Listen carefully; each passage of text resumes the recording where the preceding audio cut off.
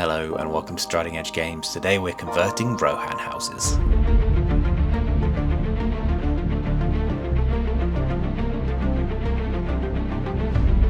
So you might have picked up the Battle for Edoras box set recently, and inside you get 4 of the same sprue. Each of the 2 of these sprues construct one house, so they're 4 identical sprues and 2 build you one house. And we thought we'd show you how to kitbash one of them so you could make a bit of variation out of your box set. These are all the pieces you need for the house. This is 2 sprues worth, and what we're going to do to start with, rather than build the rectangular wall sections where you take these 4 pieces and add on 2 smaller square pieces, we're just going to use these 4 and make a square box, as it were. The box itself is going to be the base of the house rather than a kind of rectangular longer house, and what we're going to do is build the end sort of gables, the corner pieces as normal.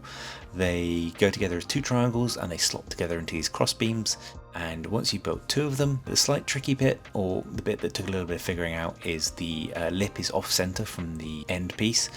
This is fine, it's to slot on the inside of the building, so when you glue it all together, the top of the wall sits really flush with the bottom of the wall, and the whole thing looks like it's kind of been built out of one structure. Next we need to put together the roof. No conversions here, you get 2 pieces per house. The straw detailing goes on the bottom, so it goes that way up, and then you need to choose which crossbeam you want at the end, so you get kind of fancy horsehead one or a more sort of squared off utilitarian one. We're going to go with the utilitarian one, as we're going to make a kind of blacksmith or something like that. This is a sort of midway point through the roof building. It all goes on, and rather than gluing it onto the building to start with, we're going to assemble the roof separately and then we're going to put it on the building. It just makes it a little bit easier that way. All put together, so as you can see, the roof is actually a lot longer than the building. That's fine, we're going to make a little kind of courtyard. Slots on just as it is would normally at the back, that's how it is designed to be assembled. But at the front, as you can see, there's sort of a gap, so this is what we're going to make a sort of almost a courtyard or a lobby or a porch where the blacksmith might do their work. The only problem is it leaves this sort of large overhang from the roof, which looks a bit odd, so we're going to take one of the triangular pieces from this is the window piece for the roof, and handily it slots right in at the front, so we're just going to glue that in, and it kind of makes it look a bit more like a cohesive structure. It does leave this sort of void underneath where the kind of the plastic's not detailed because it's meant to all be covered. What we do have, luckily, is a couple of pieces from our Lake Town house, converting it into a Brie house, left over there, the kind of jetty bits. We're going to take one of these and we're going to snip it down and glue it into the bottom of the roof, or the top of the roof. We're going to snip off a couple of the feet, and it kind of just looks like a loft space that maybe the blacksmith could store stuff in. Finally, we're going to take some of these corner pieces, and there's sort of it's a 90-degree connector piece. It's used for doorways or windowways later on, and you get these kind of horsehead on a theme again. They're supports, as it were, and you can just glue 2 of them into one connector piece, and what that does is it makes a sort of pillar or a strut that the house can rest on, and since we have a bit of overhanging roof, that's really useful for us. So the slightly fiddly bit is we take the 2 supports we've just built and a couple of other pieces from the kit. We take the 2 right-angled supports, and one side goes on this seam, or this sort of line on the molded onto the roof section, and handily or happily it just about exactly sits there kind of flush with its the bottom of it reaches the ground, and it kind of doesn't knock anything off scale, which is great. So you put one either side and it looks sort of like a nicely decorated front part, and 2 go there, and that looks great. However, you still have a kind of gap, and one of the horse heads is floating, so what you can do is take 2 of these pieces. They are they go back to back and kind of mirror each other, and they are normally for attaching a porch or a door section to the side of the house. It kind of tucks under the roof. It has a seam running down the middle, as you can see here, and what you can do is if you take a sharp blade or a saw, you can really carefully cut them in half, glue them together still, and what you end up with is 2 long pieces like this with a slant on either end. glue them together and it makes a perfect support beam. It's almost exactly the right length and it's pre-wood textured, so there's no converting or sort of sculpting you have to do, and it just makes it look like the building has a sort of support structure actually holding up the roof. So we've glued all that in and it looks really good. As you can see, the support beam is sitting right on top of those horse heads. The support beams have been stuck onto the roof, and whilst there's still a bit of a gap, it makes it look like the roof itself is actually built as a structure rather than just sort of dangling off the end of the sort of square bit of walls that we made. And with the bit of triangular wood paneling that we stuck in as well, I think it looks really good. It's a really nice quick little kit bash. Still haven't stuck the roof on, but you can do that now. One key little thing is just make sure the roof is sitting right and make sure the 2 feet are also flush with the ground, because that'd be really annoying if it's kind of wobbly. Last but not least, on the sprue there are some little detail parts, so they're kind of like a horse bridle and a bit of coiled rope. Stick them on wherever you want if you fancy it, or just leave them off. So that is the building done. It's a just a simple little kit bash, but it's something to add a bit more variety to your gaming board. It's a nice little Blacksmiths, maybe a shop, who knows, but you can copy this exactly or just put your own flair on it. And on to painting, pretty simple again, but on the left we have that kind of white Rohan House, but on the right we have the much browner, more desaturated, which you see in the film. We're going to copy that, as we saw that in a lot of the box art and movies for War of the Heron, which looks kind of nice actually. Started with a black undercoat, just Chaos Black, and then a grey Sear Zenithal, just rattle can primed from above, just to try and give some texture to the wood grain. And then we're just going to sort of pre-shade it, so going to take Corex White and just give it a really heavy dry brush. That roof texture and the wood paneling both take the dry brushing really well. Take your time and vary it up a little bit if you want. And now, same as our Lake Town house, which we converted into a Brie house, we're going to go in with contrast paints and just start putting in the colours over that dry brush. We'll start with Agros Dunes, as it's a bit lighter and a bit more desaturated, which matches the Rohan aesthetic, we think.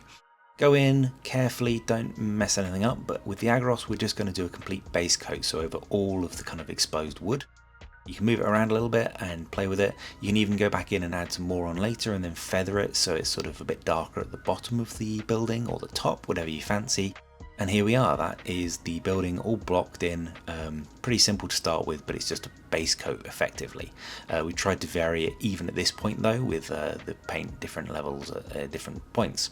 And next we're going to take Nasdrag Yellow and do the roof. We're just going to spot it on rather than block it in, and then we're going to dip our brush in water and move the paint around again, just trying to make that variance rather than a really solid block colour, which looks kind of unnatural. It's natural straw, you know. And just keep moving it around. Take some off if you need to.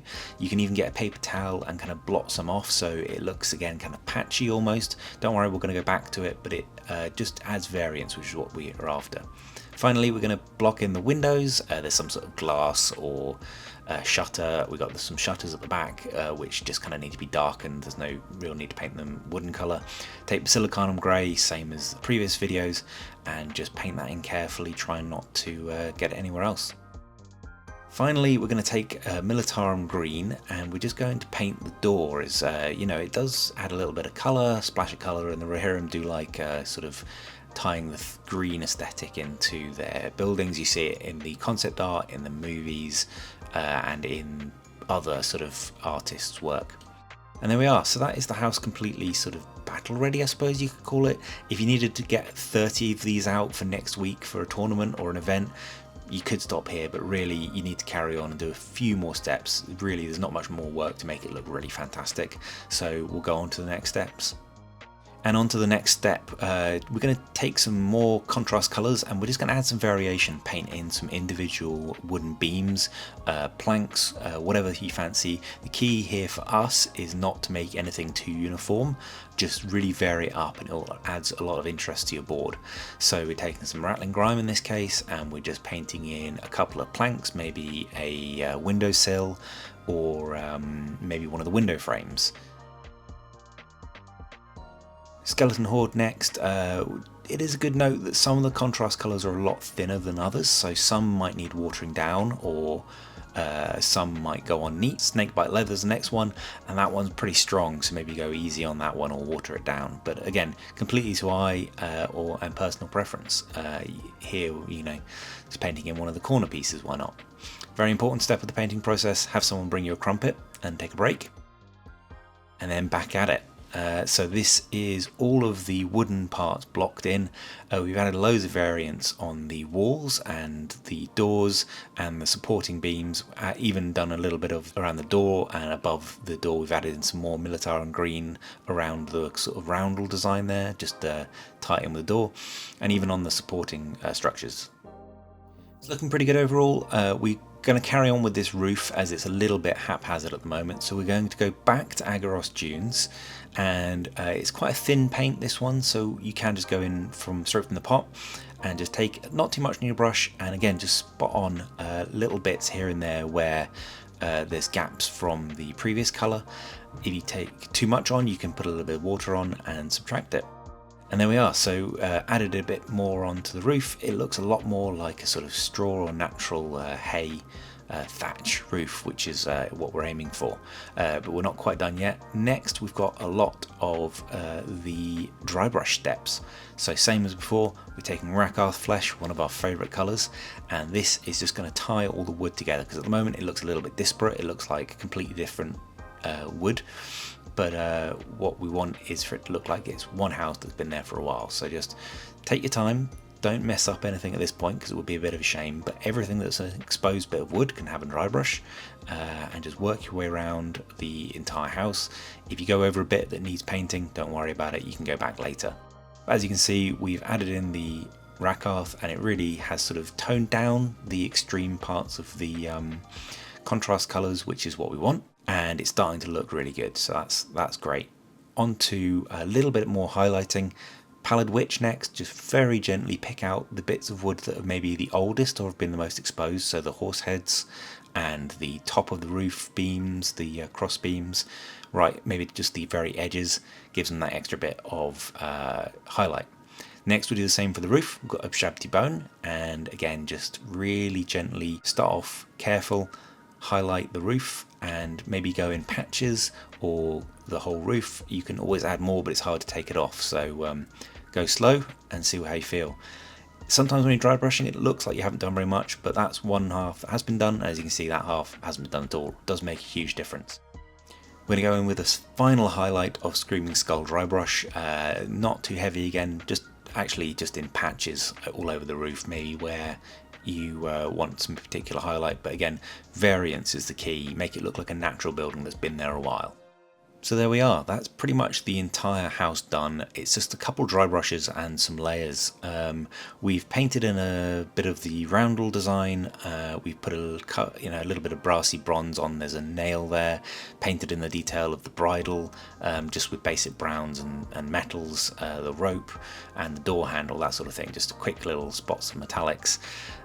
Next we're just going to go in with an optional step. We're going to take the Militarum green, since it was already out, and what we're going to do is just water it down slightly and add it along the bottom of the house. Makes it look a little bit like moss or damp or whatever, sort of mildew, whatever you want to call it. You just paint it on the bottom, and then you take a wet brush and you just kind of feather it off so it doesn't look too extreme, and it looks like, you know, creeping moss. There we go. So that is pretty much the house done. We're quite happy with it. It looks like a really nice little conversion. And as we said, you do get 2 sets of house sprues worth in the box. So this is one we built earlier, and this is just a standard house as it's built in the instructions. So it has the door porch, as it were, with this sort of entryway. It's painted slightly different, you know, this one's got a slightly lighter roof, it's got the window on the roof, and this one has the horse head cross beams. Again, variant, so this one has a little bit of a lighter roof but a darker structure. And there we are, so some Dunlendings ready to attack our nicely converted houses. We need some Rohirrim to come and save the day. And there we are, a finished blacksmith or shop conversion, really quick and should be pretty simple for you to do. We did this one in a couple of hours, just on an afternoon. We built the house at the same time, so we had 2 houses done already. If you do have the kits left over or from the War of the Rohirrim box, give it a go. Hopefully you guys will enjoy, and it will be really interesting to see what everyone does with them. It's a great little kit. It's been out for a little while, but honestly it's so customizable. Hopefully you've enjoyed that. If you have, please do drop a like and subscribe, and we'll see you in the next video. Cheers.